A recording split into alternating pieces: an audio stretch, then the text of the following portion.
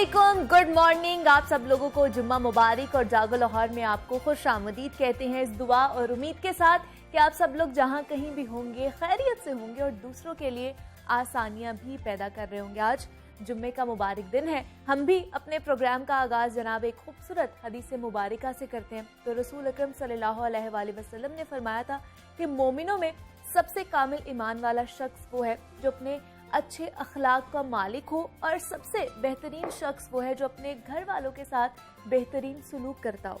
हुस्न अखलाक एक ऐसी खूबी भी है जो पूरी दुनिया को आपका मदाह बना सकती है। हुस्न अखलाक से मुतल्लिक ना सिर्फ अहादीस में जोर दिया गया है बल्कि कुरान पाक में भी 12 मरतबा इस पर जोर दिया गया है।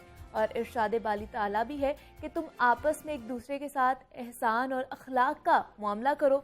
उस अखलाकी दर्स को हरगिज ना भूलो, हर जगह और हर वक्त उसे याद रखो। नीम हकीम खतरा जान, जनाब ये मुहावरा हम सब ने कहीं ना कहीं लाजमी सुन रखा होता है, और ये सिर्फ मुहावरा नहीं है बल्कि एक तल्ख हकीकत भी है। नीम हकीम जिसे आम लफ्जों में अताई कहा जाता है, पाकिस्तान के शोबा सेहत के लिए एक नासूर बनता जा रहा है।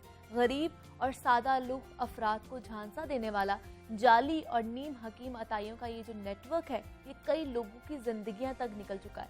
जाली डॉक्टर्स और बगैर लाइसेंस मेडिकल स्टोर्स का गैर कानूनी धंधा दिन ब दिन ही बढ़ता जा रहा है, और इसके साथ साथ जहनी अमराज और नशे के आदी अफराद की बहाली के लिए भी कई ऐसे मराकज़ मौजूद हैं जहां अताइयों का राज बरकरार है। लेकिन अब पंजाब हेल्थ केयर कमीशन की जानिब से जहनी अमराज और मुनशियात के इलाज और बहाली के लिए मेयारात की मंजूरी दे दी गई है, और इसके साथ साथ मुनशियात के इलाज के गैर कानूनी मराकज़ जो हैं उनके खिलाफ भी कार्रवाइयाँ की जा रही हैं। ऐसे मराकज़ की रजिस्ट्रेशन और चेक एंड बैलेंस के लिए क्या लायामल अपनाया गया है, सूबे भर में अतायत के खिलाफ क्या क्या इकदामात किए जा रहे हैं, इस पर आज हम बात करेंगे। हमारे साथ मौजूद हैं CEO हैं हेल्थ केयर कमीशन पंजाब के डॉक्टर मोहम्मद साकिब अजीज साहब।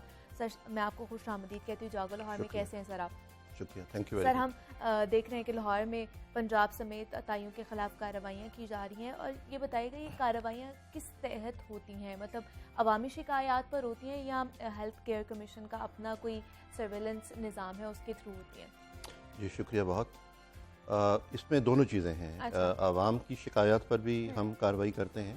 इसके अलावा हमारे पास एक सेंसस हमने करवाया था 2014-15 में। अच्छा। और वो एक डाटा हमारे पास मौजूद है, और उस डाटा के मुताबिक हम हर हफ्ते एक अपना प्लान बनाते हैं, और पूरे पंजाब में हमारी जो टीमें हैं वो जाती हैं और अतायत के ख़िलाफ़ हमारी कार्रवाइयाँ होती हैं। अगर मैं आपको ये बताऊं कि पिछले 6 सालों में तकरीबन हमने 1 लाख के करीब अतायत के जो अड्डे हैं मुख्तलिफ़ जगहों पे उनको चेक किया है। अच्छा। 1 लाख, उसमें से तकरीबन 25,000 ऐसे हैं जो हमारी कार्रवाइयों के नतीजे में उन्होंने उसको छोड़ दिया, अपने अपने जो वो काम कर रहे हैं, और तकरीबन 30,000 ऐसे हैं जिनको हमने सील किया है। ठीक है। लेकिन ये ऑन गोइंग बैटल है अतायत के ख़िलाफ़, क्योंकि ये एक बहुत ही मल्टी डायमेंशनल और डीप रूटेड चीज़ है। ये जंग हमारी इनके ख़िलाफ़ जारी है, और तकरीबन डेली बेसिस पर। इशू इसमें यह है कि ये जो अताई लोग हैं ये फेसलेस हैं। इन अ सेंस कि एक डॉक्टर है तो वो आपको मालूम है कि डॉक्टर फलाना फलाना है, वो अपना नाम तब्दील नहीं कर सकता, अपनी रजिस्ट्रेशन तब्दील नहीं कर सकता। अताई जो है वो अपना नाम भी चेंज कर लेगा, अपना जो उसका क्लिनिक का उसने लगाया वो भी तब्दील कर लेगा, उसकी कोई रजिस्ट्रेशन नहीं है। तो वो जब हम उसको पकड़ते हैं एक जगह पे, उसको हमने सील किया, तो वो 2 दिन के बाद जाके 2 गलियां छोड़ के या किसी और मोहल्ले में जा किसी और नाम से वो शुरू कर लेता है। तो ये काफ़ी कॉम्प्लेक्स। तो सर, इसके लिए एक मुस्तनद और एक अच्छी पॉलिसी नहीं चाहिए या प्लान चाहिए इनको पकड़ने के लिए? पॉलिसी तो एक, जिस तरह मैंने आपको बताया कि गवर्नमेंट ने ये अदारा जो बनाया है, लेकिन जैसे मैंने वो कहा कि ये इसकी एक जहत नहीं है, इसकी डिफरेंट डायमेंशंस हैं। मैं आपको मिसाल देता हूँ कि एक तो वो अताई है जो आप बाज़ार में जाएं और आपको फुटपाथ पे बैठे कान नाक गले के बैठे हुए हैं और वो इलाज कर रहे हैं उसको। दूसरी कैटेगरी वो है जो बिल्कुल इसी तरह से, उनके पास कोई डिग्री नहीं है, उनके पास कोई प्रॉपर अथॉरिटी नहीं है, लेकिन उन्होंने कहीं 2-3 साल किसी के साथ काम किया है, they are not even qualified dispenser वगैरह, वो भी नहीं है। ठीक है।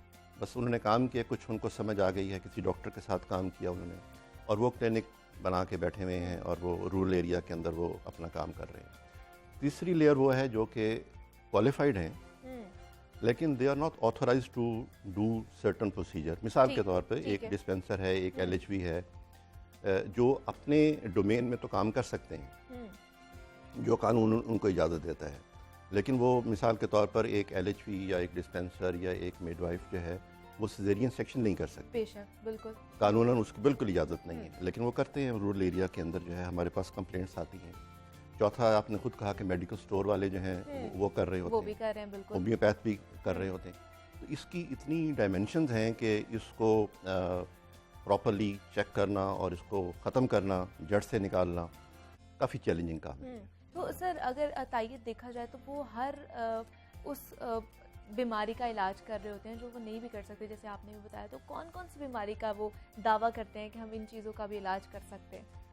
वो मतलब अपने आप में तो वो पूरे एक डॉक्टर होते हैं। वो आंखों और कानों से लेके कोरोना तक। अच्छा, कोरोना भी आ गया इसके अंदर? बिल्कुल, कोरोना तक आप पढ़ते होंगे सोशल मीडिया पे कि आप ये इस्तेमाल कर लें, ये कर लें। तो वो दावा करते हैं कि हम हर किस्म के बीमारी का इलाज कर सकते हैं, और जो कि ज़ाहिर है कि गलत दावा है। और लेकिन जैसे मैंने आपको कहा कि इसकी मल्टी डायमेंशनल भी है, लेकिन इसके साथ साथ आपकी जो रवायत और socio economic status of area और फैमिली, ये भी इसकी बहुत इम्पॉर्टेंट डायमेंशंस हैं। सोशो इकनॉमिक जो स्टेटस है हमारे इलाकों का, लोगों का, फैमिलीज़ का, कि वो अफोर्ड नहीं कर सकते कि वो ज़्यादा पैसा खर्च करें अपनी हेल्थ के ऊपर, तो मजबूरी में फिर वो जो उनके इलाके में बैठा हुआ है उसके पास वो। लेकिन सर उन लोगों को पता भी होता है कि डिग्री याफ्ता नहीं है, ये क्वैक्स हैं जो हमारी सेहत के लिए नुकसानदेह है, वो फिर भी उसके पास जा रहे हैं। तो ये तो हमारे सिस्टम पर एक सवालिया निशान बन जाता है। जी हाँ, इसमें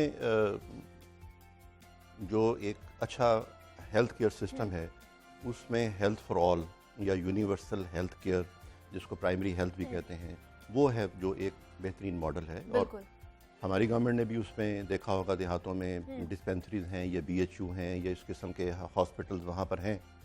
जो आपका क्वेश्चन है वो उसका जवाब ये है कि जो एक्सेस है एक इलाके में डॉक्टर का 24 घंटे क्वालिफाइड डॉक्टर का मौजूद होना, अगर वो डॉक्टर वहाँ पे नहीं है उस इलाके में, तो फिर क्वैक आएगा जो कि रात को मोटरसाइकिल पे भी आपके घर आ जाएगा दवाई उठाकर।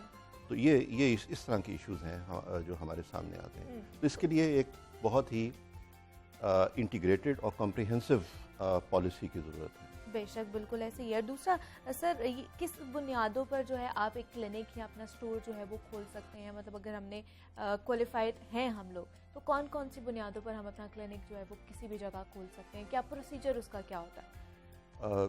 जब तक ये हमारा हेल्थ केयर कमीशन नहीं बना था, which is a statutory body, statutory regulatory body, तो 2010 में इसका कानून आया था। ठीक है। उससे पहले तो कोई ऐसी शर्त नहीं थी, और जो जिसका दिल करता था वो वहाँ पर खोल के अपना क्लिनिक, हॉस्पिटल, पॉली क्लिनिक जो भी था या वो खोल के वो शुरू कर देते थे इलाज। अब ये पाबंदी है कि अगर आपने अपना क्लिनिक या हॉस्पिटल या कोई भी हेल्थ केयर फैसिलिटी अगर आप खोलना चाहते हैं, बनाना चाहते हैं, तो उसके लिए आपकी जो रजिस्ट्रेशन है, ठीक है, with Punjab health care commission is a must. वो आप अपनी रजिस्ट्रेशन करवाएंगे और फिर आप अपना काम कर सकते हैं। और फिर उसके बाद सेकंड जो उसका हमारा जो प्रोसीजर है कि वो फिर अगर आप हमारी जो मिनिमम स्टैंडर्ड्स हैं उनको क्वालिफाई करते हैं, ठीक है, तो फिर हम उसको लाइसेंस भी देते हैं। अच्छा। लेकिन बुनियादी इसका जो है रजिस्ट्रेशन है, रजिस्ट्रेशन का प्रोसेस है वो पूरा करना होता है। और सर जब लोग पकड़े जाते हैं ताइयों की, जब आप लोग ये खिलाफ कार्रवाइयाँ करते हैं, तो फिर उसके बाद क्या कानूनी कार्रवाई होती है? कितनी देर की उनको सज़ा मिल सकती है? जुर्माने कितने हो सकते हैं उन लोगों को? जुर्माने हमारे जो कानून है जिसके अंडर हम काम कर रहे हैं उसमें वैसे इम्प्रिजनमेंट की सज़ा नहीं है उसके। अच्छा। जो कि हमने अभी लिखा है गवर्नमेंट को कि इसको कम अज़ कम इसको कॉग्निजेबल यानी काबिल दस्ते अंदाजी पुलिस जुर्म डिक्लेयर किया जाए। ठीक है। ये हमने कुछ अमेंडमेंट्स प्रपोज की हैं गवर्नमेंट को जो है, जिसमें एक ये भी है। तो अभी तक हमारा जो कानून है वो सिर्फ ये है कि अगर आपने किसी अताई को देखा है, आप उसका क्लिनिक या उसको सील कर सकते हैं और उसको ज़्यादा से ज़्यादा उसको आप फ़ाइन कर सकते हैं। तो वो हम फ़ाइन करते हैं। जैसे मैंने आपको कहा कि हमने तकरीबन 30,000 को हमने सील किया है, लेकिन हमारा हर जो ऑर्डर है वो अपीलेबल है। ठीक है। तो दूसरा हमें जो सबसे बड़ा चैलेंज आता है वो ये है कि वो क्योंकि अपीलेबल ऑर्डर है वो अदालतों में चले जाते हैं। हमने किसी को 3 लाख या 4 लाख रुपया फ़ाइन किया तो अदालतें जो हैं वो उसको देखकर केस टू केस बेसिस पे या तो उसको कम कर देती हैं उसको, अच्छा। या उससे कहती हैं कि जी माफ़ कर दिया हमने माफ कर बिल्कुल। दिया। तो इस तरह के भी चैलेंजेस हमारे सामने आते हैं। ऐसे तो फिर सर उनको करार वाकई सजा नहीं मिलेगी तो फिर वो तो अपना धंधा जो है जी। ये तो चलाते रहेंगे और लोगों की जानों के साथ खेलते रहेंगे। ऐसा ही है।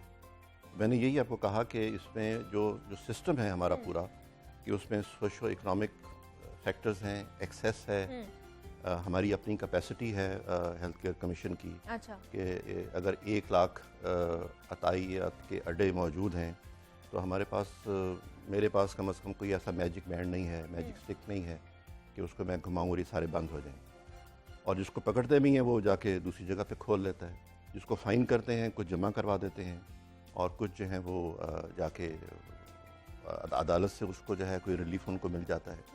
तो एक ऑन गोइंग कंटिन्यूस बैटल है और इसका जो जवाब है वो सिर्फ ये है कि एजुकेशन, अवेयरनेस और एक गवर्नमेंट की एक अच्छी पॉलिसी कॉम्बाइंड। एक आपको दूं कि अभी जो गवर्नमेंट ने जो उनका फ्लैगशिप प्रोग्राम है इंसाफ सेहत कार्ड, बिल्कुल ये मैं समझता हूँ कि एक अतायत के ख़िलाफ़ और हेल्थ अच्छा केयर कदम। प्रोवाइड करने के लिए एक अच्छा इक़दाम है कि हर एक फैमिली को वो गवर्नमेंट ये कार्ड देगी, ठीक है। जो कि कुछ जगहों पे शुरू हो चुका है साउथ में हमारे, और बाकी जगहों पे भी इरादा है कि अगले 5-6 महीने में इसको यूनिवर्सल लेवल पे इसको दिया जाए और वो हर फैमिली का एक सीलिंग होगी और आप जाके एक क्वालिफाइड हॉस्पिटल में या क्लिनिक में जाके अपना इलाज करा। तो मेरा ख्याल है कि ये एक अच्छा बहुत अच्छी अप्रोच है हुकूमत की तरफ से। लेकिन अतायत के खिलाफ मेरे ख्याल से हमें भी मुआशरे को भी अपना रोल अदा करना होगा, उनके खिलाफ लड़ना होगा, क्योंकि ये सिर्फ कानून या हेल्थ केयर कमीशन सिर्फ ये काम नहीं कर सकती। हम भी अपना काम करेंगे, हम भी शिकायत उनके खिलाफ करवाएंगे, उनके खिलाफ कार्रवाई होगी तभी इससे हम छुटकारा हासिल कर सकते हैं। लेकिन सर हम देखते हैं कि लाहौर में सरकारी हॉस्पिटल्स में भी ये अतायत पहुंच चुकी है, मतलब वार्ड बॉयज़ या फिर इवन दो के सिक्योरिटी गार्ड्स तक ऑपरेशन करना शुरू कर दिया है। तो मतलब इससे निपटने के लिए फिर हेल्थ केयर कमीशन को क्या करना पड़ता है? मतलब अब तो ये इदारों तक, मतलब सरकारी इदारों तक पहुँच गए हैं। अनफॉर्चुनेट कि जो बड़े हॉस्पिटल हैं उसमें इस तरह की खबरें आई पिछले दिनों में, बिल्कुल केसेस सामने आए हैं इस और तरह के। केसेस सामने आए जो कि मैं समझता हूँ कि अफसोसनाक है बहुत, और जो सिस्टम की ख़राबी को वो बताते हैं। हमने बतौर हेल्थ केयर कमीशन हमने जब ये खबरें आई थी तो जाके हमने विज़िट किए और अच्छा। ताकि इसको प्रॉपर्ली प्रोब किया और हमने अपनी सजेशंस जो हैं वो ऑलरेडी जो हेल्थ जो हमारा डिपार्टमेंट है उसको हमने वो दी हैं कि इसका तदारुक जो है वो कैसे किया जा सकता है।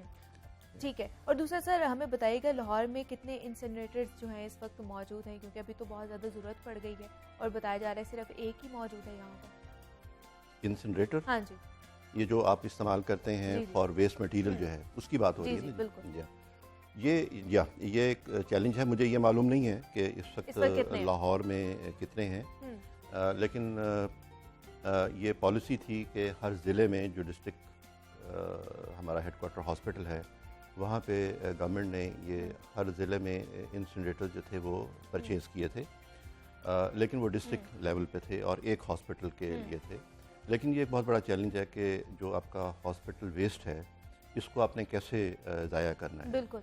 और जो हमारे बड़े हॉस्पिटल हैं, ये मेरा ख्याल है कि हर बड़े हॉस्पिटल में जैसे जिना हॉस्पिटल है या मेयो है, इसमें हैं इंसिनरेटर। अच्छा। सिर्फ एक नहीं है, ये ज़्यादा हैं, लेकिन कम है ये बिल्कुल। और ख़ास तौर पे जो प्राइवेट हॉस्पिटल्स हैं उनके पास तो बहुत कम है ये। दूसरा सर आप लोगों ने एक जो पॉलिसी बनाई है ज़हनी अमराज के शिकार जो नशेइयों के हवाले से, उस हवाले से बताएगा कि किस तरह की वो पॉलिसी होगी और कब से उसके ऊपर अमल दरामद शुरू होगा? बेसिकली जो जैसे मैंने आपको कहा कि पहले रजिस्ट्रेशन होती है और उसके बाद हम लाइसेंस देते हैं बिल्कुल। हॉस्पिटल्स को जो है। तो लाइसेंस देने का तरीका ये है कि हमने एक मिनिमम सर्विस डिलीवरी स्टैंडर्ड्स बनाए हैं ठीक है। पंजाब हेल्थ केयर कमीशन ने। छोटे हॉस्पिटल्स के लिए और हैं, जीपी के लिए और हैं, होम्योपैथिक डॉक्टर्स के लिए और हैं, बड़े हॉस्पिटल्स के लिए it's a different set of SOPs समझ लें या स्टैंडर्ड्स हैं हमारे, जो कि मिनिमम है और हर हॉस्पिटल ने उसको मीट करना है, फिर हम उसको लाइसेंस देते हैं। तो ये जो और ये फिर हमने तकरीबन हर शोबे के अलहदा, यानी फॉर एग्ज़ाम्पल आम जो सर्जरी है उसके लिए अलहदा बनाए गए हैं, कार्डिक सर्जरी जो कैथ लैब्स कहते हैं उसके लिए अलहदा बनाए गए हैं, और जैसे साइकेट्रिक का ये शोबा है इसके लिए ये पहले जो MSDS है ये नहीं बने हुए थे। अच्छा। तो ये हमने अभी बनाए हैं, और जो जैसा हमारा प्रोसीजर है, हमारी एक टेक्निकल एडवाइजरी कमेटी होती है, उसमें हमने ये पेश किए थे 2 दिन पहले ड्राफ्ट MSDS, जो कि उन्होंने उसको अप्रूव किया। अभी हम गवर्नमेंट को भेजेंगे और उसके बाद फिर इसकी इम्प्लीमेंटेशन होगी। इसका फ़ायदा ये होगा कि इस वक्त जैसे आप शुरू में आप बता रही थी कि जो अनऑथराइज्ड और जो इस तरह के क्लिनिक्स और रिहैब सेंटर्स बने हुए हैं, अब कानूनन एक चीज़ हमारे पास होगी अगले कुछ हफ्तों में, और फिर हम उसको इम्प्लीमेंट करवा सकेंगे लीगली। ठीक है। और इससे ये फ़ायदा होगा कि जो ज़हनी अमराज के शिकार या जो नशई हैं, जो क्वैक्स के हाथ लग जाते हैं, उनकी भी ज़िंदगियाँ बच जाएंगी। पिछले दिनों तकरीबन मेरा ख्याल है 1 महीना पहले की बात है, हमें लाहौर ही में इतला मिली थी कि बंद रोड का इलाका है, वहाँ पे कोई सेंटर इस तरह का इलीगल। तो हमने फिर उसको पहले प्रॉपर्ली उसको इंक्वायर किया। अच्छा। उसके बाद हमारी टीम वहाँ पे गई और तकरीबन 80 इनमेट्स वहाँ पे थे विद जिनको कन्फाइन किया गया था इनह्यूमन कंडीशंस के अंदर, और उनको फिर हमने वहाँ से रेस्क्यू किया, और जो हमारा मेंटल हॉस्पिटल है वहाँ पे एक स्पेशल वार्ड है 100 बेडेड, और उनका भी मैं शुक्रिया अदा करूँगा कि उनकी टीम ने हमारे साथ बहुत कोऑपरेट किया, और वहाँ पे हमने उन सबको फिर एडमिट किया वहाँ से। मतलब इतने ज़्यादा लोग थे और वो गैर कानूनी चला रहे थे वो सेंटर, और फिर उनके खिलाफ हेल्थ केयर कमीशन ने जो कार्रवाई की थी। ठीक है जी। डॉक्टर मोहम्मद साकिब अजीज़ साहब हमारे साथ मौजूद है, हेल्थ केयर कमीशन के CEO हैं। सर बहुत शुक्रिया आपके वक्त का, और आप यहाँ पर आए हैं। और जिस तरह हम बात कर रहे थे कि अतायत के खिलाफ जो है कार्रवाई की जा रही है हेल्थ केयर कमीशन की जानिब से, क्योंकि ये बढ़ती ही जा रही है, दिन ब दिन इसमें इजाफा होता जा रहा है, और जो अवाम है वो इनके हाथों कह लें कि वो झांसा उनको देते हैं, पैसे भी उनसे बटोर लेते हैं, लेकिन उनकी ज़िंदगियाँ भी अपने हाथों से गवा बैठते हैं। भी आपसे बात करेंगे, लेकिन यहाँ वक्त तो एक छोटी सी ब्रेक का मिलते हैं, इस ब्रेक के बाद।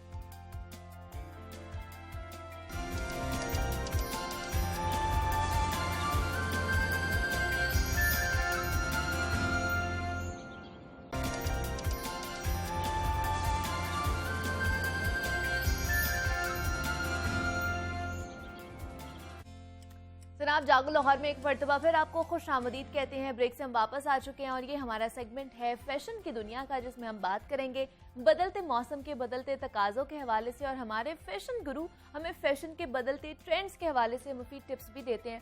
तो जनाब मौसम अंगड़ाई ले रहा है, और आपको पता है जब मौसम बदलता है तो सबसे पहले जो चीज़ बदलती है वो हमारे फैशन ट्रेंड्स बदलते हैं। और आज हम बात भी करेंगे फैशन की दुनिया के हवाले से कि क्या इन हो चुका है और क्या आउट हो चुका है। वैसे भी इतनी महंगाई हो चुकी है कि हर किसी को तलाश होती है कि कुछ ऐसी टिप्स मिल जाएं जिसमें पैसे भी कम खर्च हो और लेटेस्ट फैशन जो ट्रेंड चल रहा है हम उसको भी फॉलो कर लें। आज हम आपकी मुलाकात एक ऐसी ही मुनफरिद फैशन डिज़ाइनर से करवाने जा रहे हैं जो इंतहाई खूबसूरत और दीदाज़ेब आर्ट एंड क्राफ्ट के ज़रिए कपड़ों और जूतों पर डिज़ाइनिंग करती हैं कि देखने वाले दंग रह जाते हैं। ब्लॉक प्रिंटिंग और विंटेज डिज़ाइनिंग में कमाल महारत हासिल है उनको, और उन्हीं से जानते हैं कि फैशन की दुनिया में कौन कौन से जो ट्रेंड्स हैं वो इन हो चुके हैं और क्या आउट हो चुका है। महंगाई के इस दौर में फैशन ट्रेंड्स को कैसे फॉलो किया जा सकता है। हमारे साथ इस वक्त मौजूद है सैयदा रुश्दा अब्बास जाफरी है, फैशन डिज़ाइनर है। रुश्दा, मैं आपको खुश आमदीद कहती हूँ जागो लाहौर में, कैसी हैं आप? थैंक यू सो मच, मैं बिल्कुल ठीक हूँ, थैंक यू फॉर इनवाइटिंग। रुश्दा, आपने बिल्कुल ही एक डिफरेंट एक फैशन के अगर ट्रेंड देखें तो आपने वो सोचा है, कैसा ख्याल आया कि मैंने इस साइड पे जाना है? दूसरा, आप कपड़ों के साथ साथ जूतों पे भी डिज़ाइनिंग कर रही हैं, तो ये कैसी सोच थी जो आपने लेकर आई इस ट्रेंड के अंदर? बेसिकली विंटेज डिज़ाइंस का स्टार्ट तो मैंने बस एक लेदर खुस्सा और few paints and paint brushes के साथ किया था। ठीक है। तो बिल्कुल भी माइंड में ऐसा नहीं था, कोई फैशन बैकग्राउंड नहीं था, कोई आर्टिस्टिक बैकग्राउंड नहीं था। My mother wanted me to be a doctor, तो इसलिए मैं जो मेरा इंटरेस्ट था आर्ट्स एंड क्राफ्ट्स में वो मैं परसू नहीं कर सकी। तो हुआ ऐसा कि ड्यूरिंग द लॉकडाउन मुझे ऐसा ख्याल आया कि I should do something creative. तो मेरे पास एक ब्लैक लेदर का खुस्सा था, उसके ऊपर मैंने कुछ पेंटिंग स्टार्ट की। ठीक है। उसके बाद मैंने उसे अपने सोशल मीडिया प्लेटफॉर्म पे पोस्ट किया, कोई बिजनेस पेज नहीं था, बस वैसे ही अपनी पर्सनल प्रोफाइल पे, and I got so much appreciation. और उसके बाद मुझे मेरे फ्रेंड्स ने और फैमिली ने बहुत इनकरेज किया कि you should pursue it as a career, क्योंकि तुम्हारा आर्ट्स एंड क्राफ्ट्स में बहुत इंटरेस्ट है, तो you should carry it forward. और बहुत एप्रिसिएशन मिलती गई, फिर खुद से आए और फिर स्लाइड्स आए और फिर ओढ़नी आई हैंड पेंटेड, वो भी। और फिर बेसिकली विंटेज डिज़ाइंस का जो एक माइंड में यही था कि पाकिस्तानी आर्टिजन्स को और जो हमारी लोकल हैंड क्राफ्ट्स हैं उनको फोर फ्रंट पे लेके आना है, विच इज़ वेरी इंपॉर्टेंट, लेकिन एक यूनिक और मॉडर्न वे में। हाँ, तो इस कॉन्सेप्ट को कैसा रिस्पांस मिला लोगों की तरफ से? घर वालों ने तो सपोर्ट किया, फैमिली तो करती ही है, वो सपोर्ट करती है तो हम लोग आगे वेरी इंपॉर्टेंट। एग्जैक्टली। लोगों की तरफ से किस तरह का रिस्पांस मिला इस अनयूजुअल वर्क के हवाले से? देखिए, पाकिस्तान में हमेशा से जो ट्रेंड रहा है ना, वो फ्लोरल प्रोडक्ट्स का है। ज़्यादातर ब्रांड्स जो हैं उनकी फ्लोरल प्रोडक्ट्स होती हैं, वो फिगरेटिव स्टफ़ में आते ही नहीं हैं, जो ज़रा हट के ट्रेंड है। तो मैंने तो यही सोचा कि मुझे अगर एक आर्ट्स एंड क्राफ्ट्स में कुछ करना है तो मुझे यूनिक करना है। तो बस फिर उसमें मैंने उसको इंट्रोड्यूस कराया और बहुत ज़्यादा एप्रिसिएशन मिली, क्योंकि जो मेरी तरह के लोग थे जो कुछ यूनिक करना चाहते थे, वो they were looking for it, and the amount of appreciation I got was tremendous. और वही हौसला बढ़ाती गई और इनकरेजमेंट मिलती गई, फैमिली की सपोर्ट रही साथ में।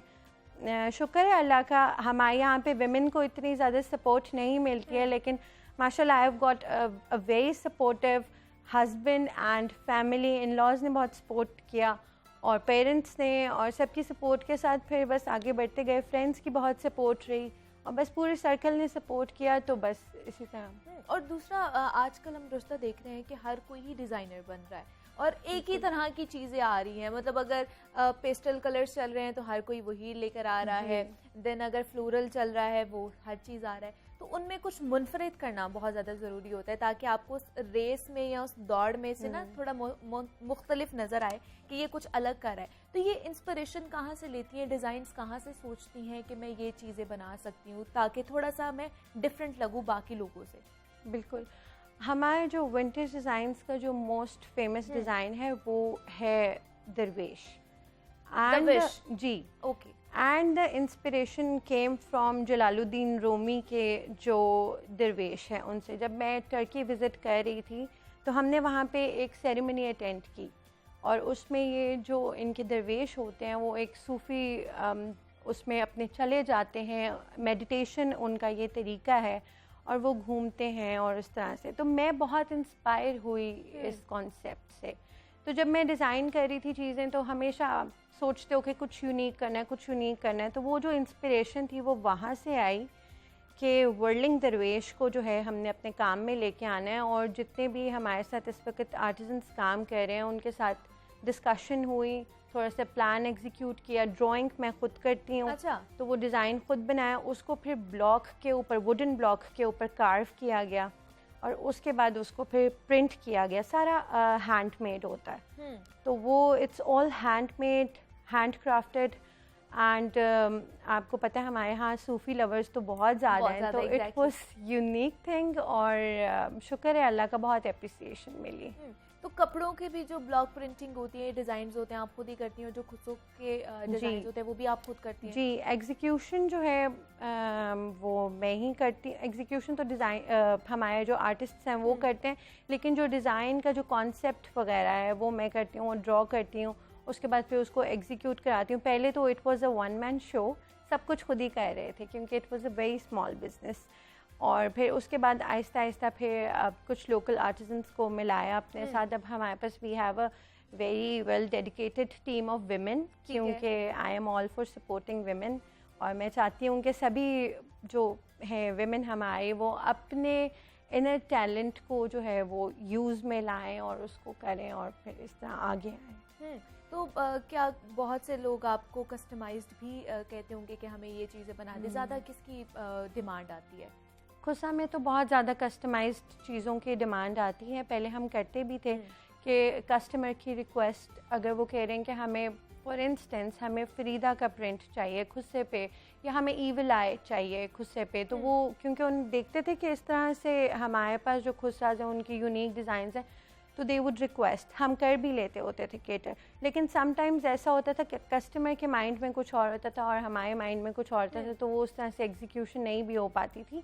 लेकिन अभी भी हम कस्टमाइज्ड ऑर्डर्स लेते हैं। तो आगे जैसे रुश्ता अब सर्दियाँ आने वाली हैं, विंटर्स में किस तरह की आपकी कलेक्शन होगी, कलर्स किस तरह के होंगे, पेस्टल होंगे या और भी आ सकते हैं, लाउड कलर्स जैसे डार्क कलर्स भी होते हैं, तो आप as a being a designer आप क्या सजेस्ट करेंगी, क्या लाइन आने वाली है या आप क्या कलेक्शन लेकर आ रही हैं? I would not call my self a designer, मैं तो बिल्कुल भी अपने आप को डिज़ाइनर नहीं समझती क्योंकि मेरा स्टार्ट इस तरह से नहीं था, बस वो इंटरेस्ट था तो इस तरफ आगे। माशाल्लाह पाकिस्तान में बहुत अच्छे अच्छे डिज़ाइनर्स हैं, लेकिन विंटर्स के लिए मेरी यही सजेशन होगी, क्योंकि हम लोग भी इसी ट्रेंड को फॉलो करेंगे, प्लेन्स सॉलिड कलर्स, अच्छा, मरून, ग्रीन और मेजेंटा, इस तरह के सॉलिड कलर्स, और उसके साथ हम लोग करेंगे प्रिंटेड ओढ़नीज़, उसमें हैंड पेंटेड भी आएगा और प्रिंटेड भी आएगा, डिजिटली प्रिंटेड ओढ़नीज़ भी आएंगी। तो आई वुड सजेस्ट कि विंटर्स में बहुत अच्छा कॉम्बिनेशन रहेगा, plain solid colours and printed dupattas and ओढ़नीज़। जैसे आपने खुद भी पहना हुआ है, इसी तरह का जो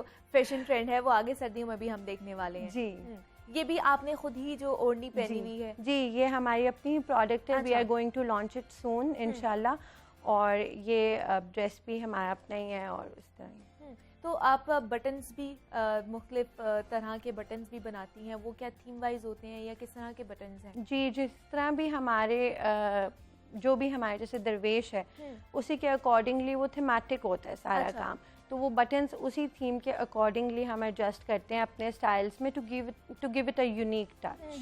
ठीक है, ये भी मतलब अलग से भी इस पे भी कस्टमाइज करवा सकते हैं? जी, करवा सकते हैं, अपना डिजाइन सोचकर आपको बता सकते हैं कि ये चीजें आ रही एक कस्टमर को हम इसी तरह फैसिलिटेट करते हैं कि अगर वो चाहते हैं और वो कस्टमाइजेशन के लिए हमारे पास आना चाहते हैं तो वी कैन डू दैट। आजकल कलर कौन सा चल रहा है जो लड़कियां, जो सबसे पसंदीदा कलर है लड़कियों का फेवरेट?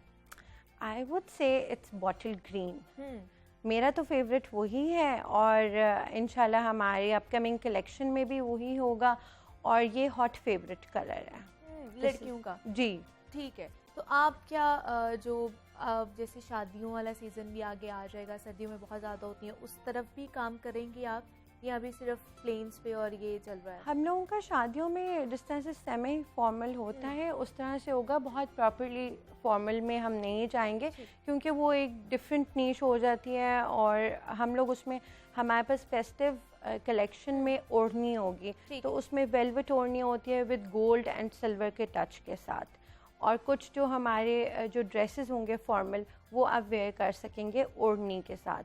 तो वो जो ओढ़नी है वो इटसेल्फ जो मतलब आप लोगों का जो स्पेशल प्रोडक्ट है वो ओढ़नी है? जी जी, और वो भी बहुत डिफरेंट और यूनिक डिज़ाइंस के साथ, तो उसमें एक फेस्टिव टच लेके आएंगे, फिगरेटिव भी होगा, फ्लोरल भी होगा, और उसी को हम लोग प्रमोट करेंगे। और शादियों के हिसाब से भी फिर आप ओढ़नियाँ बनाना शुरू जी कर बिल्कुल, वो हमने पहले भी बनाए हैं। अच्छा। लास्ट सीजन में भी फिर हम वुलन शॉल्स के ऊपर भी करते हैं, तो वो भी लोग अपने फॉर्मल ड्रेसेस के साथ वुलन शॉल्स को कैरी कर सकते हैं। वो हैंड पेंटेड वुलन शॉल्स होती हैं और उस पर हाथ का काम भी होता है, तो people can carry their woollen shawls with grace, और वो डिफरेंट एक मॉडर्न टच के साथ होती हैं। तो कितना मुश्किल होता है, मतलब वुलन शॉल्स के ऊपर आप हैंड पेंट करो, बड़ा मुश्किल है? We have a team of designers now जो अब ये काम करते हैं, लेकिन जब स्टार्ट किया था तो तब आई वाज अलोन, तो तब आप बहुत खुद मुश्किल होता था। एक खुस्से पे अगर आप बात कर लें, एक खुस्से पे पेंट करने पे तकरीबन 5 to 6 hours लगते हैं। Sometimes the design is so intricate that it takes you 2 days, मतलब आप 1 go में उसको कंप्लीट कर ही नहीं पाते हैं। तो कुछ क्योंकि देखें खुस्से का कैनवस बहुत छोटा होता है, हाँ। तो वो उसके ऊपर हाथ का काम, एक बहुत बारीक पेंट ब्रश को चलाना जो है वो बहुत मुश्किल एक काम है, तो समटाइम्स इट टेक डेज।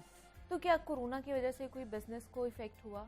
हमारे तो बेसिकली ऑनलाइन Online ही था। बिजनेस था, तो हमारे तो फ्लरिश ही किया। अच्छा, मतलब जी। क्योंकि कोरोना में ज़्यादा ऑनलाइन ही चीज़ें आ गई हैं, तो जी, आप लोगों को बिल्कुल। बेनिफिट ही हुआ है। जी जी बिल्कुल, हमारा क्योंकि ऑनलाइन बेस्ड काम है सारा, तो because of COVID people are not going out and they are trying to be safe, और उसकी वजह से they have placed an order online. बल्कि हम, मुझे ऐसा लगता है कि हमारा जो बिज़नेस है वो फ्लरिश इसी टाइम पीरियड में किया है, क्योंकि हमने स्टार्ट भी तभी किया था। तो क्या रुशदा आगे इन्हीं चीज़ों को लेकर चलेंगी, मतलब क्या अपनी लाइन को डिफरेंट जगह पर भी लेके जाएंगी? बहुत ओढ़नी और सारे- खुस्सा ही है या और भी कुछ चीज़ें दिमाग में है कि वो भी कर हमारे सकते पास बहुत सारी चीज़ें पाइपलाइन में हैं? है। अच्छा। हमारे प्रेट वेयर भी है, अनस्टिच्ड भी है, उसके अलावा हैंड पेंटेड फुटवेयर भी है। इसमें अभी आप देखें जब विंटर्स आएंगे तो फिर हम उसमें क्लोज्ड शू एंड पम्प्स भी इंट्रोड्यूस करवा देंगे, फिर उस पर भी हैंड पेंटेड सब कुछ आएगा, तो वो डिज़ाइनर्स हमारे बनाएंगे। मतलब जो रिक्वायरमेंट होगी उसी जी। हिसाब से आप लोग वो करना शुरू कर दोगे सीजन के अकॉर्डिंगली। सीजन के अकॉर्डिंगली। और आजकल ज्वेलरी का भी चल रहा है, तो उस तरफ है कि मैं ये भी कर सकती हूँ? अभी तो फ़िलहाल तो नहीं है ज्वेलरी डिज़ाइनिंग का, ना ही कोई एक्सपीरियंस है और ना ही उस तरफ अभी सोचा है, लेकिन यू नेवर नो कि कब इस साइड पे चले जाएं, जी। क्योंकि एक आर्टिस्ट की यही होती है कि कब वो उसके अंदर का आर्टिस्ट जाग जाए और वो एक चीज़ पे निकल जाए। लेकिन अगर रुशदा, अगर किसी ने इस लाइन में आना हो, जैसे आप इत्तेफाकन इस चीज़ में आ गई, आपने अपने अंदर का जो एक इंटरेस्ट था या शौक था उसको डेवलप कर लिया और आपको पता चल गया, लेकिन अगर किसी और ने आना हो तो उसको कितनी मेहनत करनी पड़ेगी इस लाइन में आते हुए? क्योंकि हर जगह डिज़ाइनर बैठे हुए हैं, अपना नाम बनाते हुए उसको कितनी मेहनत चाहिए? बहुत ज़्यादा स्ट्रगल और हार्ड वर्क की ज़रूरत है। और उससे पहले मैं अगर विमेन की बात करूं तो एक सपोर्ट सिस्टम की बहुत ज़रूरत है, जो कि हमारी विमेन के पास नहीं होता, वो लैक करता है, जिसकी वजह से अगर वो स्टेप फॉरवर्ड करती भी हैं, कोई स्टेप लेती भी हैं आगे आने के लिए, कुछ इस्टेब्लिश करने के लिए, सपोर्ट सिस्टम नहीं होने की वजह से वो बैक ऑफ कर जाती हैं और वो फ्लरिश नहीं कर पाती। तो आई वुड सजेस्ट कि पहले तो अपने लिए एक सपोर्ट सिस्टम ढूंढें ताकि it becomes easier for you. In my case, I am a mother of 3 kids and all of them are under 5. So it was really difficult for me. लेकिन शुक्र है अल्लाह का, ऐसा सपोर्ट सिस्टम बनाया और लिया अपने हस्बैंड से। My mother in law is very supportive, my mother is very supportive. तो वो उन सब की सपोर्ट से फिर ये हुआ कि मैं आगे बढ़ी, उन्होंने सपोर्ट किया, मैं बाहर जाके सही से काम कर सकी। लेकिन हार्ड वर्क की बहुत ज़रूरत है और कॉन्सेप्ट ऐसा होना चाहिए जो यूनिक हो, जो सरवाइव कर सके मार्केट में, क्योंकि सभी काम कर रहे हैं। Exactly. मुझे ऐसा लगता है कि बायर कम है और सेलर ज़्यादा है। तो आपको यूनिक काम लेके आना होगा ताकि आप स्टैंड आउट करें, तभी आप सरवाइव कर सकेंगे। यूनिक काम लाएंगे तभी आप जो अपनी ऑडियंस है उसको टारगेट कर सकेंगे, उसको अपनी तरफ मतवज्जो कर सकेंगे।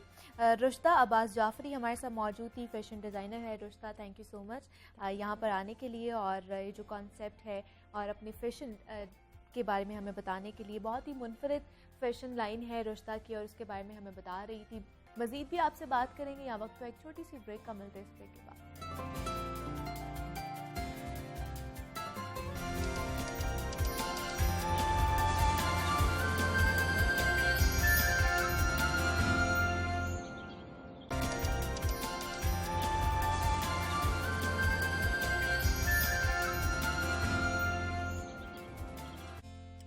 जनाब जागो लाहौर में एक मरतबा फिर आपको खुश आमदीद कहते हैं। ब्रेक से हम वापस आ चुके हैं और ये हमारा सेगमेंट है सेहत और फिटनेस के हवाले से। और एक अच्छी और मुतवाज़िन ज़िंदगी गुजारने के लिए तो हेल्थ केयर बहुत ही ज़्यादा ज़रूरी होती है और जितनी सेहतमंद लोगों को बीमारियों से बचने के लिए केयर की ज़रूरत होती है, उससे कहीं ज़्यादा जो है वो मुख्तलिफ बीमारियों में मुब्तला मरीजों को दौरान इलाज केयर की ज़रूरत होती है। और हस्पतालों में दौरान इलाज गैर महफूज निज़ाम के ज़रिए दुनिया भर में सालाना 134 मिलियन अफराद मुतासिर होते हैं, जिसमें से सालाना 26 लाख अफराद जो है वो मौत के मुंह में चले जाते हैं। और दुनिया भर में होने वाली अमवात और माजूरी की 10वीं बड़ी वजह दौरान इलाज मरीज को एडवर्स इफेक्ट है। और माहिरीन सेहत के मुताबिक अस्पतालों में इस्तेमाल होने वाले 25% सर्जिकल आलात गैर महफूज होते हैं। पेशेंट केयर में एहतियात और हिफाजती तदाबीर का शऊर उजागर करने के लिए आज जो है वो पाकिस्तान समेत दुनिया भर में वर्ल्ड पेशेंट केयर डे मनाया जा रहा है। और अस्पतालों में दौरान इलाज मरीजों को किन मसाइल का सामना हो सकता है, मरीजों, उनके लवाहिकीन और अस्पताल के अमले को कौन कौन सी एहतियाती और हिफाजती तदाबीर अपनानी चाहिए, इस पर आज हम बात करेंगे। हमारे साथ इस वक्त मौजूद है डॉक्टर उम्मे बिल्किस हैं, मेडिकल स्पेशलिस्ट हैं। डॉक्टर उम्मे, मैं आपको खुश आमदीद कहती हूँ जागो लाहौर में। कैसी हैं आप? मैं ठीक हूँ, thank you very much for calling me. Doctor Umme Bilkis, आज हम वर्ल्ड पेशेंट केयर डे मना रहे हैं, जैसे पूरी दुनिया में मनाया जा रहा है, और हम देखते हैं कि पाकिस्तान में हर साल सैकड़ों मरीज जो है वो अस्पताल या तिब्बी अमले की वजह से मौत के मुंह में चला जाता है। तो सबसे पहले तो हमारे नाजरीन को बताइएगा वो कौन सी लापरवाहियाँ होती हैं, वो चाहे पेशेंट की तरफ से हो, तिब्बी अमले की तरफ से हो, अस्पताल की तरफ से हो, जो इस मौत के मुंह तक जो है मरीज़ को पहुंचा देती हैं। अच्छा, पहले तो मैं आपको ये कहना चाहूँगी कि जो तिब्बी अमले की लापरवाही है ना, ये बहुत ज़्यादा मिसकंसेप्शन के तौर पे यूज़ किया जाता है। नॉर्मल जो पेशेंट की कंडीशन होती है ना, पहले आप उसको देखना चाहिए कि किस कंडीशन में पेशेंट हॉस्पिटल में आया या हेल्थ केयर वर्कर के पास आया और उनको क्या प्रीलिमिनरी प्रॉब्लम्स थी। होता ये कि जब पेशेंट हमारे पास आता है या किसी टर्शरी केयर सेंटर में आता है या गवर्नमेंट सेटअप में आता है, तो वहाँ यूजुअली स्पेशलाइज्ड डॉक्टर्स होते हैं। अच्छा। वो पहले से ही पेशेंट को बता देते हैं कि आपकी पेशेंट की ये कंडीशन है, क्योंकि पेशेंट हमारे यहाँ लापरवाही की वजह से, क्वैकरी की वजह से पहले बहुत ज़्यादा ना ट्रीटमेंट लेके आया हुआ होता है और बहुत सारी ट्रीटमेंट से वो रेजिस्टेंट हो चुका होता है। तो जब हम उनको देखते हैं, उनका ब्लड प्रेशर लो होता है, कई लोग पेशेंट रीनल फेलियर में जा चुके होते हैं ओवरडोजेज की वजह से या ड्रग्स की वजह से, क्योंकि पेशेंट बहुत देर से हॉस्पिटल रिपोर्ट करते हैं। तो जब हम उनको दवाइयाँ और जो बाकी ट्रीटमेंट वगैरह मेडिकल की शुरू करते हैं, वो एक तो लेट हो जाती है, दूसरा ये कि उनके एडवर्स इफेक्ट जानने का हमें उतना मौका नहीं मिलता, क्योंकि उस वक्त पेशेंट बहुत क्रिटिकल सिचुएशन में होता है। तो ये चीज़ बहुत इंपॉर्टेंट है, हमें मैस लेवल पे अवेयरनेस करनी चाहिए लोगों में, आम पब्लिक में, और उनकी काउंसलिंग करनी चाहिए कि आपने किस कंडीशन में आपने डॉक्टर को रुजू करना है। और दूसरी चीज़ ये कि जब डॉक्टर हम इलाज करते हैं तो हम पेशेंट से एक कंसेंट फॉर्म रिसीव कर लेते हैं, उनको बताते हैं कि आपकी पेशेंट की ये कंडीशन। अच्छे सेंटर्स में, गवर्नमेंट सेटअप में अब यही हो रहा है, और अच्छी इमरजेंसीज में भी यही होता है कि हम पेशेंट को बता देते हैं कि आपकी पेशेंट की एज ज़्यादा है, पहले से डायबिटिक है, हाइपरटेंसिव है, रीनल फेलियर हो चुका है या कोई कार्डियक इवेंट हो चुका है, तो अब इनके बचने के कितने % चांसेस होते हैं। तो ये चीज़ जी। और अगर देखिए, अगर पेशेंट कोई रोड ट्रैफिक एक्सीडेंट का आता है, जैसे आजकल लोग मोटर बाइक चला रहे हैं और वो बहुत ज़्यादा, हाँ देखेंगे आप, बच्चा भी 18 साल का नहीं होता वो मोटरसाइकिल राइड कर रहा है, इतना सीवियर हेड इंजरी के साथ पेशेंट आता है हमारे पास इमरजेंसी के अंदर, उस वक्त हमारे पास इतना टाइम नहीं होता, हमने ABC करनी होती है, पेशेंट की लाइफ सेव करनी है, हम किसी तरह चाहते हैं कि पेशेंट को रेस्क्यू करें। वो जो हमारी आवाम है ना, वो डॉक्टर्स के ऊपर अटैक करती है कि डॉक्टर्स ने इनको नहीं बचाया, तो ये हो गया, वो हो गया। तो इस चीज़ पे ज़्यादा करनी चाहिए, फोकस करना चाहिए, ये कि डॉक्टर्स की या पैरामेडिकल स्टाफ की एक टर्शरी केयर सेंटर में या अच्छे हॉस्पिटल में लापरवाही होना, ये बहुत ज़्यादा रिमोट पॉसिबिलिटी है। जैसे आपने बताया ना कि 10th कॉज पे आता है कि आपकी ये है हॉस्पिटल्स में जो डेथ्स होती हैं, ये 10th नंबर पे आता है। तो मेरे ख्याल में ये कि मिसकंसेप्शन ज़्यादा है। अच्छा। कि ये हॉस्पिटल या इनकी अमले की नेग्लिजेंस की वजह से हुई है। नेग्लिजेंस हर जगह होती है, देखिए ह्यूमन एरर हर जगह होता है। बहुत अक्सर हम सुनते भी इस तरह के केसेस के ऑपरेशन के दौरान जो है वो मरीज के अंदर तौलिया रह गया है या फिर एनेस्थीसिया बहुत ज़्यादा दे दिया जाता है, जिसकी वजह से मरीज जो है मौत के मुंह चला जाता है। इस तरह के केसेस बहुत ज़्यादा मंजर आम पर भी आए हैं। तो ये भी तो चीज़ें हैं, क्या फिर वो अमला या तिब्बी अमला या अस्पताल फिर उनके पास प्रोफेशनल डॉक्टर्स नहीं होते या अमला इतना ट्रेन नहीं होता? जी, यही मैं आपको बताना चाह रही हूँ कि मैं 20 ईयर्स से शेख ज़ायद हॉस्पिटल में काम कर रही हूँ। मेरा ख्याल है मैंने कोई ऐसा केस अपने हॉस्पिटल से रिलेटेड नहीं देखा कि कोई तौलिया या कोई टॉवल या कोई सीजर पेट के अंदर रह गया। ये हमेशा क्वैकरी के लेवल पे होते हैं, हमें नहीं पता चलता कि वो फलां बंदा जिसने ऑपरेशन किया है वो क्वैक है कि नहीं। अच्छा, एक बात मैं और बताऊँ पेशेंट की अवेयरनेस के लिए भी आपके थ्रू, कि हम पेशेंट्स को जब आते हैं ना हमारे पास मिस ट्रीटेड या मेल ट्रीटेड या ऑपरेशन के दौरान किसी जगह से अगर मैस ब्लीडिंग होगी तो हम पैक अंदर रखते हैं, पैक अंदर रख के उसको स्यू भी करते हैं। अच्छा। वो इस वजह से रखते हैं ताकि वो ब्लीडिंग रुक जाए और पेशेंट को हम सिक्योर कर लें, क्योंकि उसको पेशेंट का वास्कुलर वॉल्यूम कम हो रहा होता है।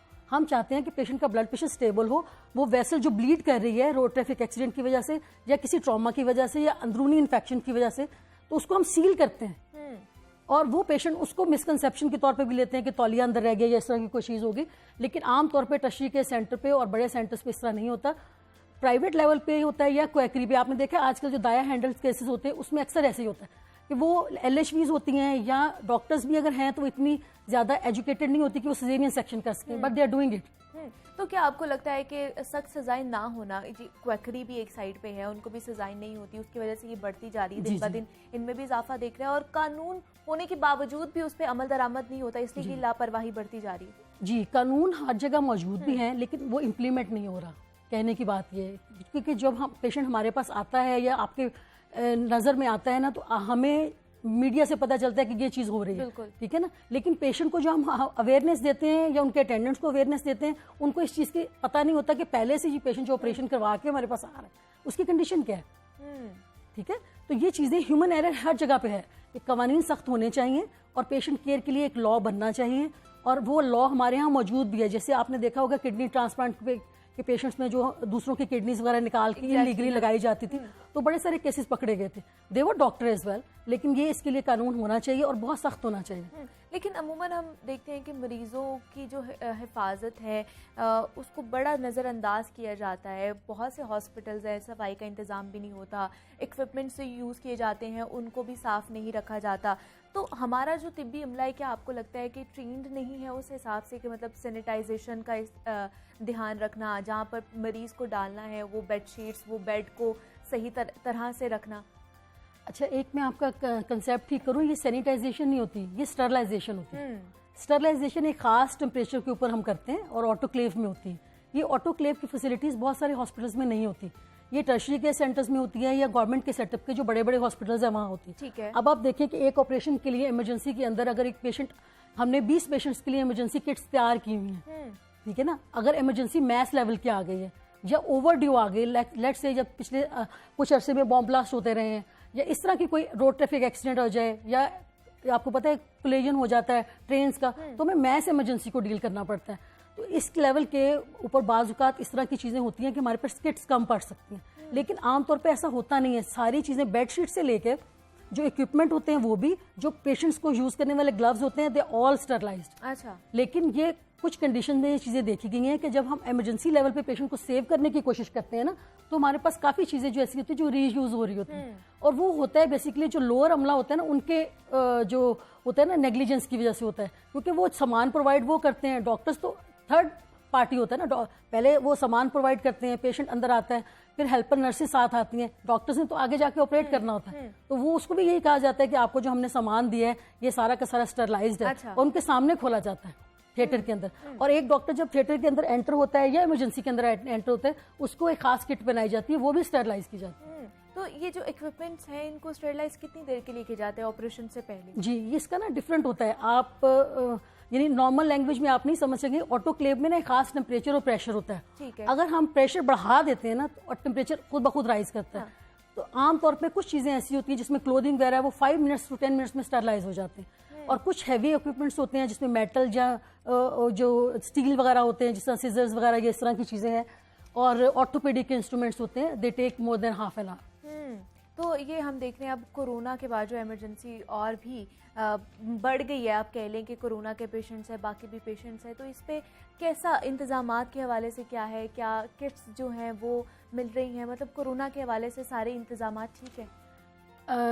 जब फर्स्ट लेयर आई थी तब हमारे पास थोड़ा सा सामान वगैरह का इशू था। अच्छा। अब सामान का ऐसा कोई इशू नहीं है, और प्रीलिमिनरी जब हम पेशेंट को रिसीव करते हैं तो हम पेशेंट की कंडीशन देख लेते हैं।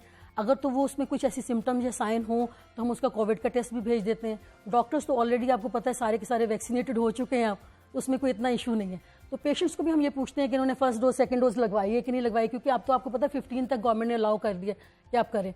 तो जो पेशेंट एक्सीडेंट के केसेस में हमारे पास आते हैं, सीवियरली इंजर्ड होते हैं, फिर उसमें हम ये चीज़ें निगलेक्ट करते हैं। हम पेशेंट की सेफ्टी फर्स्ट देखते हैं कि उनका ब्लड प्रेशर स्टेबल है या नहीं है, कॉन्शियस है या नहीं है, फिर उसमें हम थोड़ा सा इमीडिएटली पेशेंट को सेव करने की कोशिश करते हैं। ये डिपेंड करता है पेशेंट की कंडीशन के ऊपर, लेकिन सेफ्टी मेजर्स डॉक्टर भी सारे ले रहे हैं और हम पेशेंट्स के बारे में भी इसमें केयरफुल हैं। तो ये मुझे बताइएगा डॉक्टर बिल्किस के जो लवाहिकीन के जो पेशेंट के लवाहिकीन हैं वो कितना ख़तरा बनते हैं मरीज़ के लिए, क्योंकि एक पेशेंट के साथ 10-10 लवाहिकीन आए हुए होते हैं उसको हॉस्पिटल लेकर, तो वो कितना उसकी जान को ख़तरे में डाल रहे होते हैं? जी, ये बेसिक ना चीज़ हमारे मीडिया के थ्रू भी पब्लिक अवेयरनेस और एजुकेशन बहुत ज़्यादा ज़रूरी है। यही चीज़ें हमने देखी हैं जो वेस्टर्न जगह पे हम या दूसरे मुल्कों में हम काम कर रहे होते हैं ना, तो हम वहाँ देखते हैं अटेंडेंट का रोल बिल्कुल नहीं होता, सिर्फ उनसे एक कंसेंट फॉर्म साइन करा लिया जाता है और पेशेंट हमारे पास अंदर आता है थिएटर में। प्रॉब्लम ये है कि वहाँ पेशेंट मेडिकली इंश्योर्ड होते हैं, यहाँ पे मेडिकली इंश्योर्ड नहीं है, तो हर पेशेंट के साथ 2-3 अटेंडेंट ऐसे होते हैं कि जो डॉक्टर्स के लिए दर्द सर बन जाते हैं।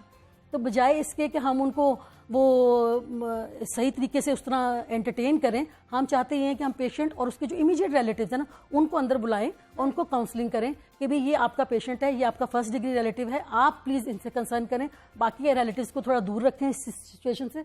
दूसरा ये कि वो दूसरे पेशेंट्स के लिए भी इन्फेक्शन का बायस बनते हैं। Most of them they have not covered their faces, mask नहीं पहने होते, हैंड सैनिटाइज नहीं हुए होते और वो जंप ओवर कर रहे होते हैं।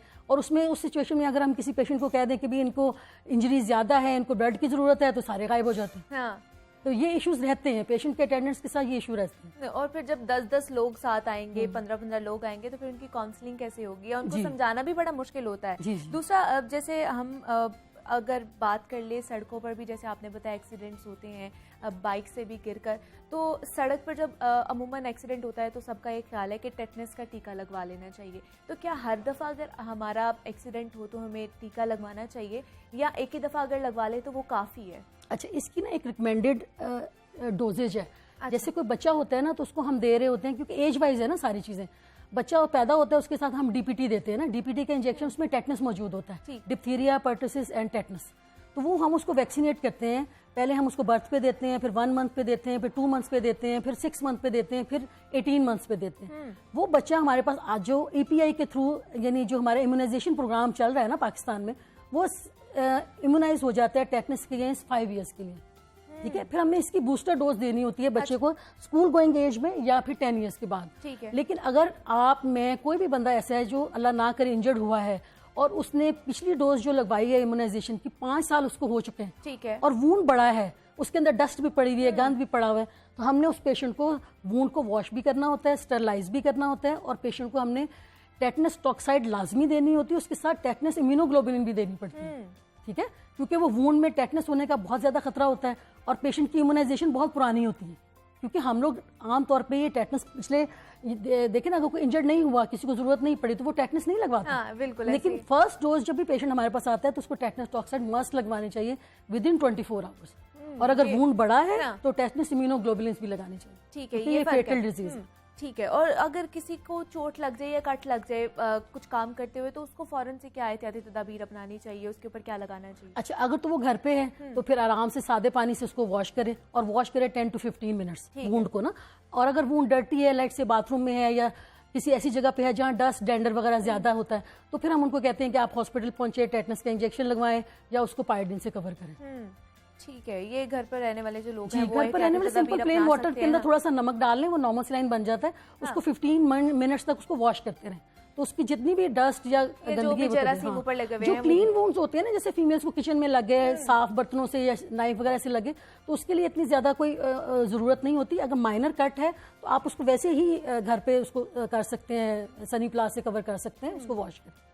ठीक है जी। प्रोफेसर डॉक्टर उम्मे बिल्किस हमारे साथ मौजूद थी, मेडिकल स्पेशलिस्ट हैं। डॉक्टर बिल्किस, बहुत शुक्रिया आपके वक्त का, और आप यहाँ पर आई हैं। और जिस तरह आज हम वर्ल्ड पेशेंट केयर डे मना रहे हैं, और इस हवाले से हमने बात की है डॉक्टर बिल्किस से कि किस तरह मरीजों का ख्याल रखा जाता है, हिफाजती तदाबीर क्या अपनानी चाहिए, और जो लोग घर पर मौजूद हैं उनको क्या क्या इकदाम जो है वो कर लेनी चाहिए। मज़ीद भी आपसे बात करेंगे, और अभी यहाँ पर मुझे एक छोटी सी ब्रेक लेनी है, मिलते हैं इस ब्रेक के बाद।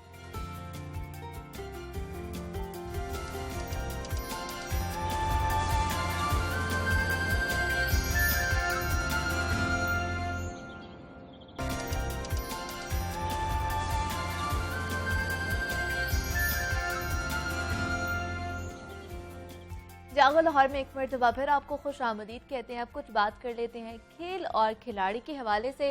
तो शूटिंग यानी निशानेबाजी बहादुर और दिल गुर्दे वाला काम होता है। असलहा चलाना यकीनन एक मुश्किल काम भी है, और इस खेल में महारत हासिल करने वालों की तो जनाब क्या ही बात है। और अगर पाकिस्तानी शूटर्स की बात की जाए तो दुनिया भर में उनकी धूम है। और आज हम आपकी मुलाकात भी एक ऐसे ही बासलाहियत नौजवान से करवाने जा रहे हैं जिन्होंने हाल ही में होने वाली नेशनल शूटिंग चैंपियनशिप अपने नाम कर ली है।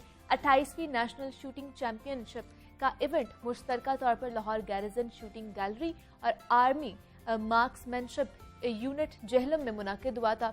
जिसमें पाकिस्तान आर्म्ड फोर्सेस के साथ साथ पंजाब, फ्रंटियर, सिंध और बलूचिस्तान की राइफल एसोसिएशन ने भी हिस्सा लिया था। और इस चैंपियनशिप की बिग फोर पिस्टल कैटेगरी में सैयद मोहम्मद उस्मान ने गोल्ड मेडल अपने नाम किया है। वो ये सब कैसे कर पाए हैं, शूटिंग मुकाबलों में क्या क्या मुश्किलात रही और कौन कौन से मुकाबले वो इस वक्त अपने नाम कर चुके हैं, ये 19 की ज़बानी जान लेते हैं। हमारे साथ इस वक्त मौजूद हैं सैयद उस्मान अली शाह हैं, नेशनल शूटिंग चैंपियनशिप अपने नाम कर लिया उन्होंने। उस्मान, मैं आपको खुश आमदीद कहती हूँ जागो लाहौर में। कैसे हैं आप?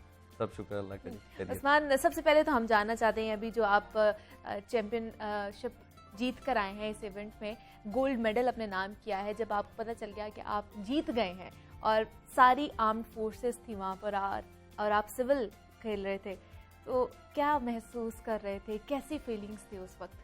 स्टार्टिंग में तो जी it's very overwhelming, but actually जो लोग इसको एज अ स्पोर्ट लेते हैं उनके लिए this is the moment to be extremely thankful, because इसके अंदर ना इट्स ऑल्दो कि मैं अकेला वहाँ पे खेल रहा हूँ, लेकिन इट्स अ टीम एफर्ट। ये घर से शुरू होता है when your parents decide to help you in this because it's a reasonably expensive sport, और वो इनकरेज करते हैं और वो आपके डेली टाइम टेबल को भी मैनेज करते हैं जिसमें हमने जाके ट्रेन करना होता है। Then there are your friends जो आपको वहाँ पे रेंज पे इनकरेज करते हैं। कुछ ऐसे भी लोग होते हैं जो आपको डिस्करेज करते हैं, but they are equally important. They tell you that this can not be done and then you bring it in you that this will be done and you try to do it. But सबसे important इसमें होता है if you are lucky enough to find a teacher.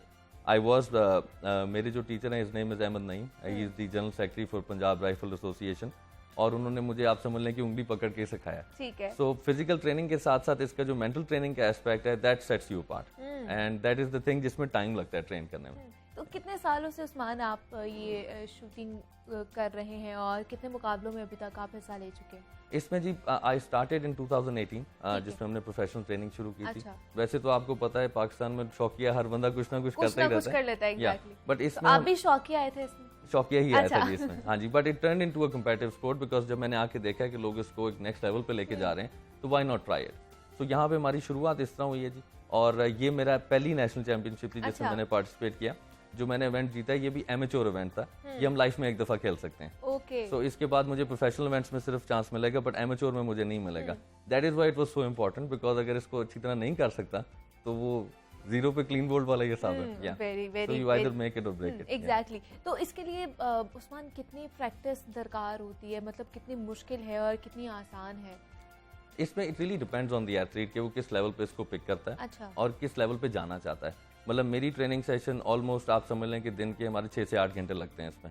We start in the morning, absolutely we start in the morning, जब सुबह हमने अपनी physical exercise और इसकी घर पे ड्राई प्रैक्टिस करनी होती है, and then at the range in the evening you put as many hours as you can, totally focused. और इस टाइम में ऐसा नहीं होता कि we are having fun with friends, we are supposed to be focused, and वो बकायदा it's like a drill. So you stay there, you try to put your mind to it, और उसके अंदर जो उस वक्त शूटर का माइंड सेट है has to be empty, completely empty. जितनी थॉट्स आपके माइंड में आएंगी उतनी आपकी गन हिलेगी, उतना ही आप उस शॉट को एक्सिक्यूट नहीं कर सकते, बिकॉज जो ट्रिगर पुल करना है ना जी, this is suppose to be done by your subconscious mind, not by your conscious mind. Every shot that lands in the centre of the target is a surprise shot. आपको नहीं पता चलता वो ब्रेक कब कर जाता है। ठीक है। So you am your gun, आप अपने एमिंग एरिया में घूम रहे होते हैं, आपकी फिंगर ट्रिगर के ऊपर होती है, but you don't pull it. You wait your brain for your brain to send the signal and it automatically pulls. मतलब अगर आप प्रैक्टिस भी कर रहे हैं 7 से 8 घंटे तो आपने फोकस्ड रहना है उसके अंदर। Absolutely. बीच में आपने खाने पीने की ब्रेक्स नहीं लेनी। अच्छा। No. कुछ भी नहीं। No. You just stay focused. बिल्कुल फोकस रहना है उसके ऊपर। इतना फोकस रहना है कि आपके माइंड के अंदर जो पिक्चर है ना, that should be permanently tattooed into your brain. वो जो विजुअलाइजेशन की एक्सरसाइज है कि जब आप आंख बंद करते हैं तो आगे वो फिल्म पूरी चलनी शुरू होनी चाहिए। This is how confident and how sure you must be through your practice कि आपका माइंड उसको सबकॉन्शियस लेवल पे बकायदा इम्प्रिंट कर लेता है। तो ये जो फोकस आपने बताया कि ये फोकस्ड रहना बहुत ज़्यादा ज़रूरी है मेंटली, तो उसके लिए कैसी प्रैक्टिस चाहिए होती है? ये कुदरती तौर पर होती है या ये प्रैक्टिस कर करके फिर ये फोकस्ड रहना आ जाता है? देखिए, कुदरती तौर पे हर चीज़ का इसके अंदर रोल होता है। कई लोग होते हैं जो नेचुरली गिफ्टेड होते हैं। I am not saying that I am, मुझे बहुत मेहनत करनी पड़ी थी इसके लिए, बट कुछ लोग होते हैं उनकी विजुअलाइजेशन सेंसेस बहुत स्ट्रांग होती हैं। We call it the mind's eye. जो दिमाग की आंख है ना, आपने उसको इतना अच्छा ट्रेन करना है, एंड वो जो ट्रेनिंग है वो शूटिंग ग्राउंड में इतनी नहीं होती। हम प्रॉपर्ली मेडिटेट भी करते हैं। अच्छा। बैठ के आपने पूरा मैच जो आपने लेट से कल खेलना है वो आपने आज उसी टाइम इंटरवल के साथ पूरा विजुलाइज करना है बैठ के, एक एक शॉट कि वहाँ पे लाइट कैसी है, हवा कितनी चल रही थी, कौन सी खुशबू आ रही थी, आपके राइट पे कौन खड़ा हुआ था, कैसे आपने गन उठाई है, कितना उसका टाइम इंटरवल है, you visualise all that 1 day before the match, and when you are actually playing तो आपको ऐसा लगता है आप ये कर चुके हैं। ये सारा कुछ मतलब ये मेंटली गेम है, ये कह सकते हैं, इसके अंदर आपके दिमाग की गेम है। एग्जैक्टली, जिन्होंने एक्सेल किया है ये सिर्फ मेंटल ट्रेनिंग की बुनियाद पे एक्सेल किया है। Let me give you an example. जैसे कि आप आज सुबह उठ के you came to work today, right? So you woke up at a particular time, you took a shower, you got dressed, you got into your car, ठीक है? In the mean time आपने बीच में ब्रेकफास्ट भी किया, आप यहाँ पे आके उतरे, अपने ऑफिस के अंदर आए, आपने यहाँ पे काम शुरू कर दिया, राइट? अब इसको लेट्स से हम लॉग कर लेते हैं, ये सारी रूटीन ये रूटीन हम लॉग कर लेते हैं इसको। जब हमने इस रूटीन को लॉग कर लिया, एंड आई टेल यू कि आज के बाद अगला पूरा साल you have to do the exact same thing, exact same way, और इसमें 1 माइक्रोसेकंड की भी डिविएशन नहीं हो सकती। This is how we are suppose to execute shots. एक शॉट से जब आपने दूसरे शॉट में जाना है ना, तो आपके माइंड की एम्प्टीनेस की इंडिकेशन यहाँ से आएगी कि आपकी जो रेपिटेशन है हैज टू बी परफेक्ट। जितना आप अपनी एक्सिक्यूट करेंगे रूटीन को परफेक्टली, उतना ही आप टारगेट पे परफेक्टली लैंड कर सकते हैं। It's not about hitting a 10, it's about executing your routine perfectly. वो खुद ही वहां लगता है जाके। तो क्या आपको लगता है उस्मान, यहाँ पर पाकिस्तान में आलमी सतह के जैसी सहूलियात यहाँ पे मौजूद है इस खेल के हवाले से? एब्सोल्युटली। हमारी जो लाहौर गैरिजन की शूटिंग गैलरी है, this is state of the art. इसमें सारे इंटरनेशनल स्टैंडर्ड के जो है वो इक्विपमेंट लगे हुए हैं।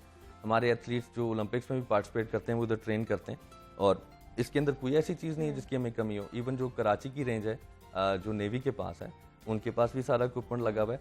जेलम में जहाँ पे आर्मी मार्क्समैनशिप यूनिट में जहाँ ये इवेंट कंडक्ट हुआ था, उसके अंदर भी पूरे इक्विपमेंट्स लगे हुए हैं। तो we are fully at the international level, और हमारे एथलीट्स ट्रेन हो रहे हैं। इस साल भी ओलंपिक्स में we had 3 shooters from Pakistan, और दे परफॉर्म वेरी वेल। तो इंशाल्लाह फ्यूचर में भी आई होप के lot of people will come into this, और हम अपने नेबरिंग कंट्रीज को अच्छा चैलेंजिंग टाइम दे सकेंगे इंशाल्लाह, और हम ऐसे ही करेंगे। मुझे बताइएगा उस्मान, एक मुकाबले में कितने जो निशाने हैं वो बांधने पड़ते हैं, और ये कितना क्लोज होता है कंपटीशन जो है? इट रियली डिपेंड्स जी कि कौन से इवेंट की हम बात करें। There so many now. अब जैसे हमारा ये बिग बोर पिस्टल इवेंट था, इसमें we have to take 20 shots, ठीक है? तो वो 5 शॉट्स के 4 इंटरवल्स होते हैं, राइट? उसके अंदर आपको प्रॉपर टाइम दिया जाता है, and then you execute your shots in, I would say हमें 5 मिनट्स मिलते हैं फॉर 5 शॉट्स। फिर दोबारा, so we do it like 4 times. अब ये बिग बोर पिस्टल का इवेंट है। इसी तरह जब एयर पिस्टल का इवेंट आता है 10 मीटर का, which is an Olympic event, जिसके लिए अब मैं ट्रेन कर रहा हूँ, बिकॉज एमेच्योर तो हो गया, अभी हमें दूसरी साइड पे जाना पड़ेगा। एब्सोल्युटली, उसके लिए कोशिश करनी है। तो उसके अंदर ये होता है कि we have to take 60 shots in 75 minutes. अब वहाँ का जो कंसंट्रेशन और फोकस लेवल है, it's totally different. You are not supposed to move, आपने गन हाथ से नहीं छोड़नी, एक ही जगह पे खड़े रहना है, and for that time the earth is supposed to be still for you. आपने कहीं और फोकस नहीं करना। मतलब आप एक सेकंड के लिए भी कहीं और गए तो वो फोकस टूट जाएगा। Yes. देखिए, इसका इशू ये आता है कि जो हमारी रिस्ट है ना, this is the second joint in the body जिसके अंदर सबसे सेकंड लार्जेस्ट नर्व्स गुजरती हैं। सबसे बड़ा जॉइंट ये है जिसके अंदर से मैक्सिमम नर्व्स गुजरती हैं, बिकॉज ये ब्रेन से आ रही हैं। सेकेंडली ये है, सो रिस्ट का एंगल, रिस्ट की स्ट्रेंथ, इसके अंदर जो टेंशन है will change the signals and their effectiveness that is going into the fingers. So absolutely जितनी बॉडी में मूवमेंट आएगी ना, that is going to disrupt the shot at the end of the day. तो उस्मान, अगर बहुत से लोग अभी आपको देख भी रहे होंगे, और अगर वो आपको देखकर कोई शूटिंग को बतौर खेल अपनाना चाह रहे हैं, तो वो फिर उसे क्या क्या करना चाहिए, क्या चीज़ें रिक्वायर्ड होती हैं? सबसे पहले तो जी they should talk to their parents, because this is a very expensive sport. इसके अंदर it's not like you take up a cricket bat और आप जाके खेलना शुरू कर देते हैं। तो इसमें घर से सपोर्ट, जैसे मैंने आपको कहा, बहुत मैटर करती है। Secondly, they need to be in the right facility. In Lahore we are lucky that we have a beautiful facility, और उसकी मैनेजमेंट भी इतनी हेल्पफुल है। हमारे यहाँ पे अभी जो सेक्रेटरी साहब हैं, colonel Junaid Khattak, he is a very I would say glorified marksman himself, और वो बहुत सिखाते हैं, और वो they are right people to train new people coming in ना। और यहाँ पे फैसिलिटीज मौजूद हैं। आगे तो एथलीट के ऊपर है जी, वो जितनी मेहनत कर लेगा, स्काई इज द लिमिट। जहाँ तक जाना चाहे जा सकते हैं, वो जा सकते हैं, बिल्कुल ऐसा ही है। लेकिन सपोर्ट होना बहुत ज्यादा जरूरी है, घर वालों की भी और वैसे भी। देखिए, घर वालों की फाइनेंशियल सपोर्ट से ज्यादा ना उनकी आपको मॉरल सपोर्ट चाहिए। कि अगर एक बच्चा शाम को आज लेट से हार के आता है, तो उसको ये नहीं कहना कि मैंने तुझे कहा था ना कि तू खराब करके आ गया, you should not have gone into this, but आप उसको इनकरेज करें कि यार कोई बात नहीं, दिस हैपेंस, और एक दिन you know you are going to find your day.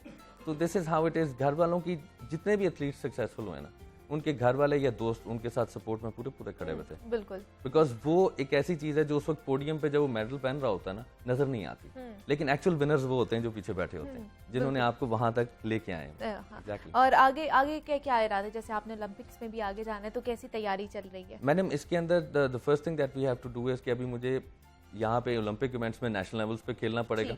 I have to win at the national level, then we have to participate in international events. Because international events तक आपकी मुल्क की फेडरेशन आपको भेजती हैं, बट ओलंपिक्स में अब Olympic committee Kota issue करती है।